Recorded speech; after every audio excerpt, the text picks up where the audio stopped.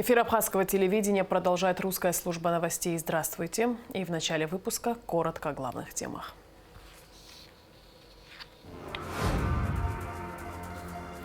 Правительство одобрило исполнение республиканского бюджета за 2021 год и исполнение бюджетов 6 государственных фондов. МЧС республики получила в подарок пожарные рукава на общую сумму около 2 миллионов рублей.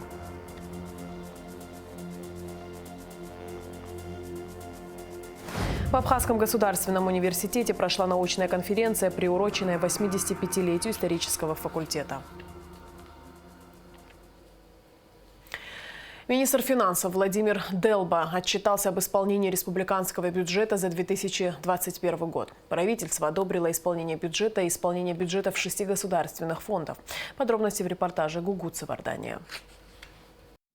Кабинет министров Абхазии утвердил отчет об исполнении республиканского бюджета за 2021 год. Проект постановления представил вице-премьер, министр финансов Владимир Делба. Доходная часть республиканского бюджета составила 9 миллиардов 111 миллионов 959 тысяч рублей. Расходная – 8 миллиардов 983 миллиона 261 тысячу рублей. По словам Делба, доходы бюджета по сравнению с параметрами, которые были утверждены в 2021 году, превысили на 686 миллионов рублей. Несомненно, такие показатели, если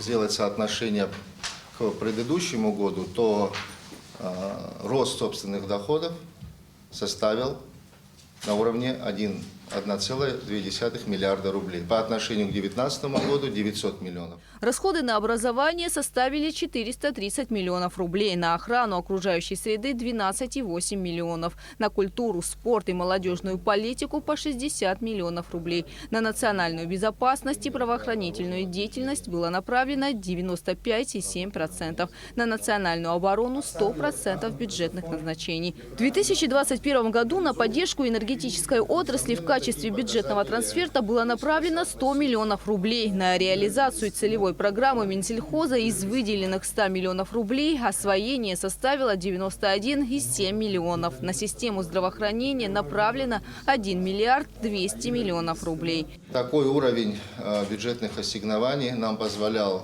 достаточно стабильно и в полном объеме обеспечивать социально значимые и безотлагательные меры по защите населения от ковид и других расходов в системе здравоохранения.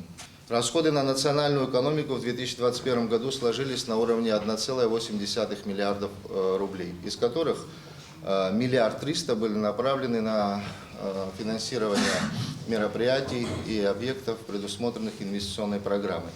В 2021 году под финансированием находились 58 таких объектов и мероприятий. На ремонтно-восстановительные работы, финансируемые за счет средств республиканского бюджета по утвержденному перечню, было направлено 99,6 миллионов.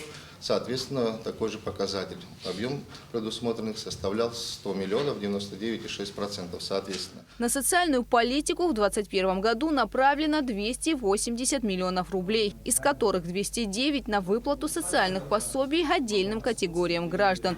На реализацию государственной целевой программы «Жилище-2022» были направлены ассигнования в объеме 27,8 миллионов рублей. За счет этих средств 34 семьи приобрели жилье. В 2021 году финансовое обеспечение расходов, которое осуществлялось за счет средств резервных фондов, составило 467 миллионов рублей или 99,5%. Соответственно, за счет средств резервного фонда президента и за счет средств резервного фонда Кабинета министров. В 2021 году были осуществлены выплаты по внешнему государственному долгу в объеме 34 миллионов рублей на процентные расходы и 108 миллионов на погашение суммы основного долга. Материальная помощь людям, которые попали в сложную жизненную ситуацию, оказана на сумму 260 миллионов рублей. На обучение 170 граждан было направлено 30 миллионов рублей. За лечение 1019 человек оплачено 120 миллионов рублей. На оказание других видов помощи направлено 168 миллионов. На совещании обсуждался и вопрос оказания помощи гражданам, которые пострадали от последствий стихии. Прорабатываем вопросы, предложения. Уже есть внесение изменений в закон о бюджете. Источником финансового обеспечения уже будут собственные средства, будем изыскивать. Возможно, будет оптимизация каких-то других расходов. На мой взгляд, можно будет в этом смысле еще посмотреть, что должно быть особо приоритетным, потому что эти обязательства по выплате гражданам, компенсационным выплатам граждан в связи со стихийными бедствиями, имевшими место в 2021 году, обязательно надо будет обеспечивать финансированием. Те обязательства, о которых мы говорим, они реальные, они должны быть исполнены. Тут никаких иллюзий ни у кого не должно быть.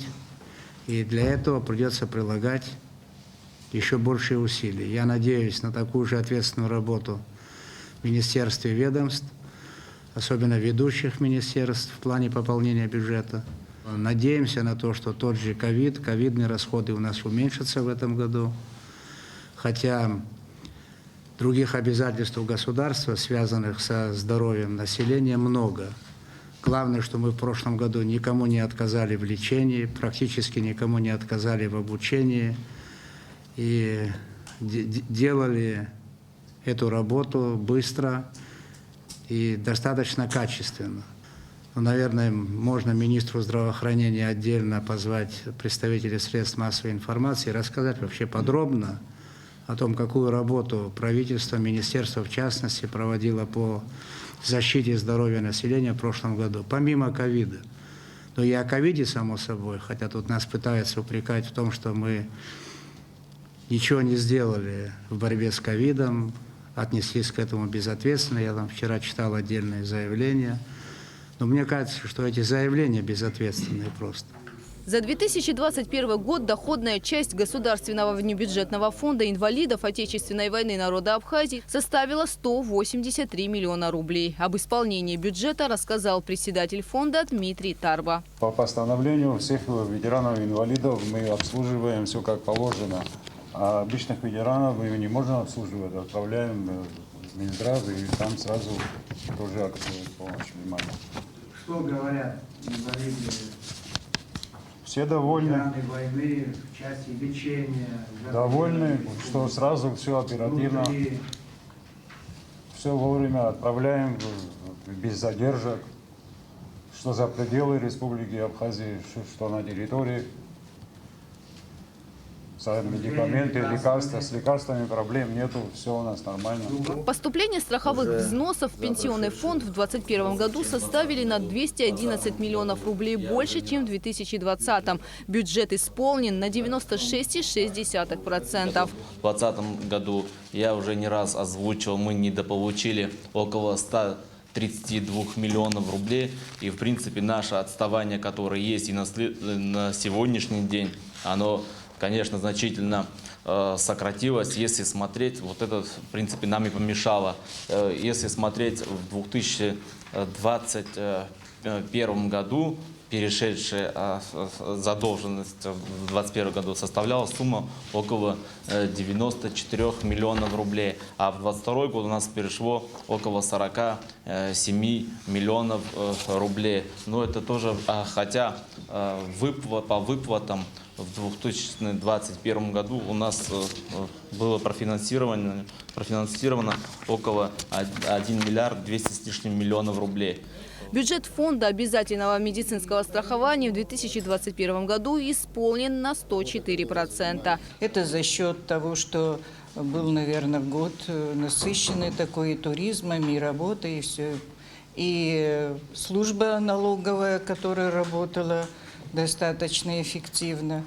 И вот у нас такое отрадное, можно сказать, потому что в 2020 году у нас были большие трудности, у нас был долг перед Абхазформацией до 8 миллионов. Но теперь у нас нету ни долгов, у нас есть даже переходящие остатки денежных средств. благодаря чему мы дальше и работаем. Химиопрепаратами были обеспечены почти 95% больных. Премьер-министр поручил контролировать ситуацию с приобретением лекарств и их наличием. Я это расцениваю как повышенная ваша ответственность и наша общая повышенная ответственность за работу в этом направлении. Фонд социального страхования и охраны труда Абхазии исполнил бюджет на 100%. Единственное, мы вот сейчас мобилизируем задолженности, которые образовались дебиторские за долгие годы. Совместно с Министерством по налогам и сборам мы кое-какие средства все равно уже недоимки взяли. А так работа по всем пособиям ведется. Также мы стали инициаторами проекта постановлению по 3 категориям по повышению за этот выплат гражданам. Первоначальный план бюджета Дорожного фонда 2021 года по доходам и по расходам составлял 87 миллионов рублей. Но по истечению полугодия стало понятно, что ожидаются сверхпоступления.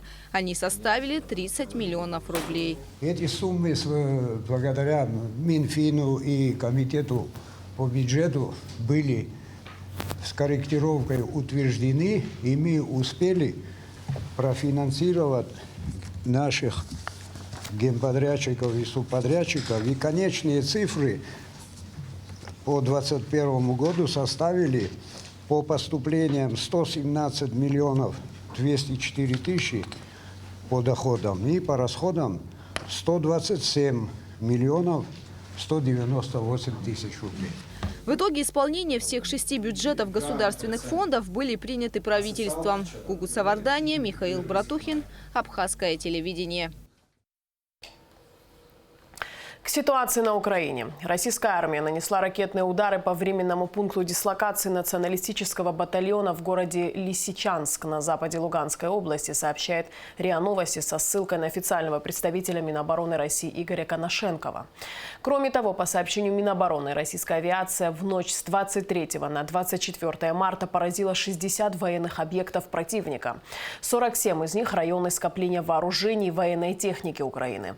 Также российские средства ПВО уничтожили 2 украинских беспилотника. Коношенков добавил, что российские эксперты вскрыли новые факты причастности США к разработке биологического оружия на Украине. Проект не ограничивался разработкой опасных инфекций. Одна из законотрактованных США фармацевтических фирм прорабатывала проведение незарегистрированных медицинских препаратов на украинских военнослужащих.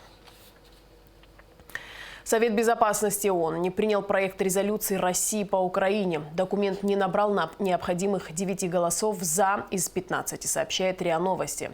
Резолюция призывала к прекращению огня для эвакуации мирных граждан, достигнутому на основе переговоров. За документ голосовали Россия и Китай. Остальные члены Совета безопасности ООН воздержались. Соавторами проекта резолюции выступили Белоруссия, КНДР и Сирия. Ранее западные представители в Совбезе, в частности постпреды США и Великобритании, давали понять, что не поддержат российскую резолюцию, потому что она не обвиняет Москву в создании гуманитарного кризиса на Украине и не называет ее агрессором. Постпред России при ООН Василий Небензя раскритиковал западные страны за политизацию процесса. Он выразил сожаление, что Совбез организации не принял резолюцию, которая поспособствовала бы решению гуманитарных вопросов.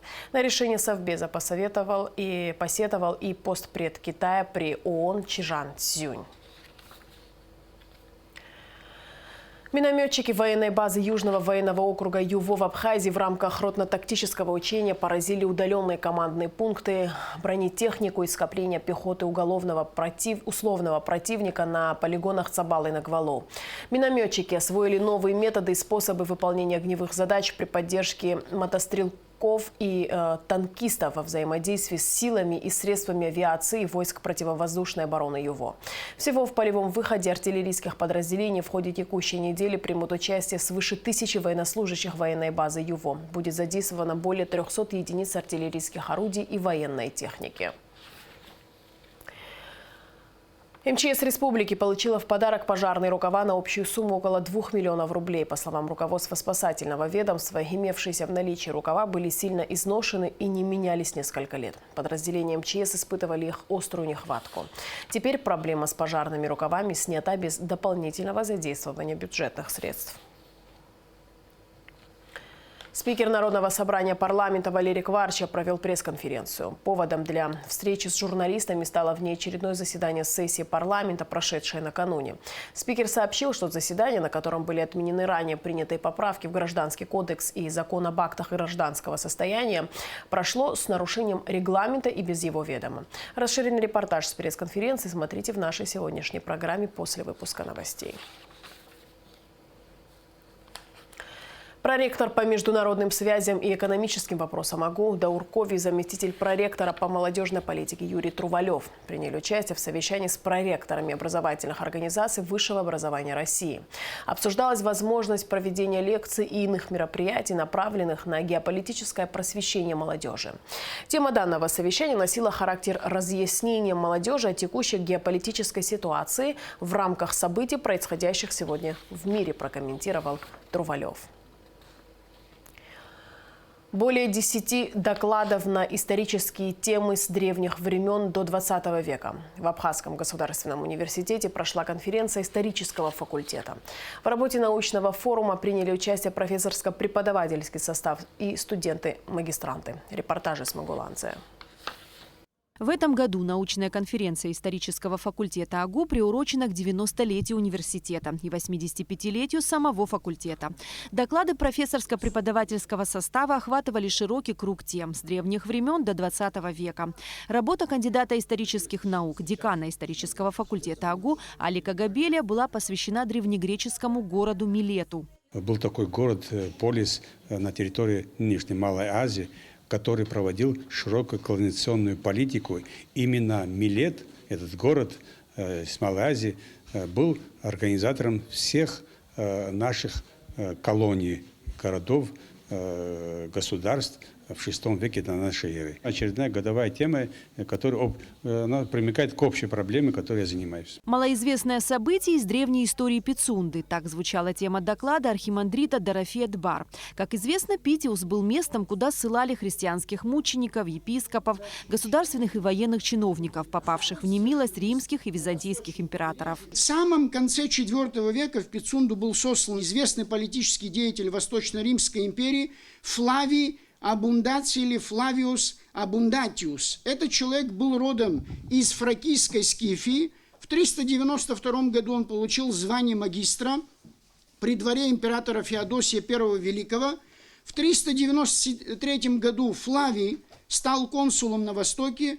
В 396 преследуемый всемогущим евнухом Евтропием был сослан в Питиус, где находился до гибели Евтропия, то есть до 399 года, после чего добился перевода в менее опасное для ссылки место в Сидон, один из древнейших городов Финикии. Кандидат исторических наук, доцент кафедры Нала Касландзе затронула проблемы престолонаследия в Абхазском царстве во второй половине IX века. Истоки, сформировавшегося в области матримониальных отношений, средства, обеспечивавшие легитимность перехода от одного правителя к другому, характерно для многих политий древности и средневековых государств, и следует искать их корни в архаических традициях, прежде всего в институте левирата. И матримониальные возможности царственных вдов позволяли им играть особую роль в политической жизни государства, причудливо переплетая ветви династического древа Леонида. В средневековой Абхазии был посвящен и доклад преподавателя Елены Нишанян, которая рассказала о социально-экономических отношениях в абхазском обществе того периода. В средневековом абхазском обществе и Леонидов, и Багратидов доминирующей была государственная собственность на землю. И из этого фонда формировалось крупное светское и церковное землевладение. Ситуация принципиально изменилась после распада царства Багратидов. Резу Николаевич Каци отмечает, что образовавшееся Меретинское царство не являлось строго централизованным государством. Все князья управляли своими провинциями, пишет он, почти в полном объеме этого понятия.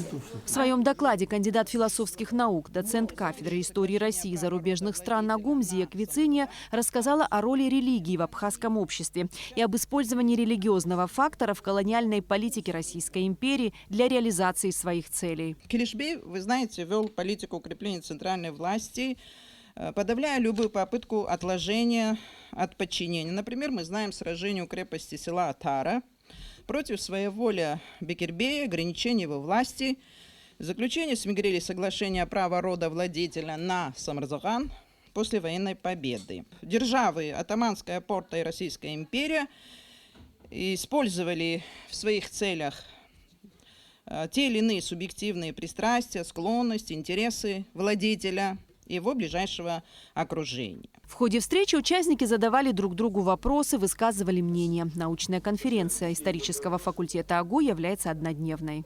Эсма Голанзе, Инала Гухава, Абхазское телевидение.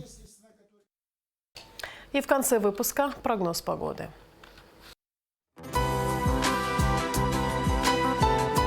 По сообщению Гидрометцентра, в пятницу 25 марта на территории Абхазии ожидается облачная погода. Временами дождь, местами возможен дождь со снегом. В предгорьях и горах снег, туман. Температура воздуха ночью 0, плюс 5, днем плюс 4, плюс 9. Температура морской воды плюс 8.